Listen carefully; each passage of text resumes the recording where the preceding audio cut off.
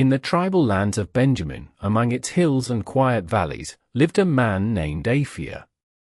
Though his name appears briefly in the scroll of Samuel, the legacy he carried was far from small. Aphiah was of noble birth, a Benjamite of standing and strength, descended from a line that had weathered war, sorrow, and survival since the days when Israel first took root in Canaan. He was the son of Becca, the son of Aphiah, a line that went back through Gibeah's hills and beyond. His life is not described in great detail, but we know he was the forefather of Kish, and through Kish came Saul, the first king of Israel.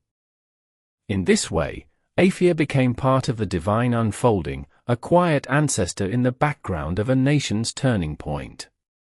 Perhaps Aphiah lived in a time of tension, when Israel's tribal identity was still raw, shaped by judges and warlords, and yearning for the unity and strength it saw in the kingdoms surrounding them.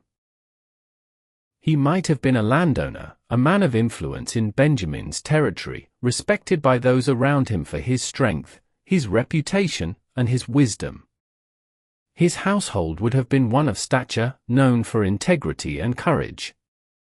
Though the Bible doesn't offer the story of his life, it does give us something equally powerful. It places him in the lineage of kings.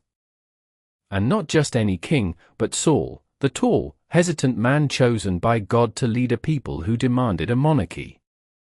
This lineage meant that Aphiah passed on not just blood, but the character, the heritage, and the strength of his house to generations to come.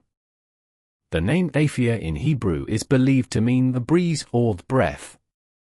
And truly, he might seem like a passing breeze across the pages of Scripture, mentioned once and then gone. But every breeze begins somewhere. Every movement in history is stirred by names that the world quickly forgets, though heaven does not. Aphiah's legacy lived on through his descendants. It passed from father to son, until it reached Kish and then Saul, who would be called from among the donkeys to wear a crown. Though Saul's reign would be troubled, and his heart torn between obedience and fear, the thread of ancestry remained. Aphiah, the ancestor, stood at the start of it all, quiet, distant, but chosen. In the way of many biblical figures, Aphiah teaches us that not all who shape history do so on stages or battlefields. Some do so in silence, through character, through fatherhood, through faithfulness.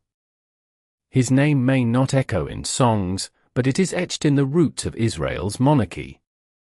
The story of a nation's king began with a man named Aphiah.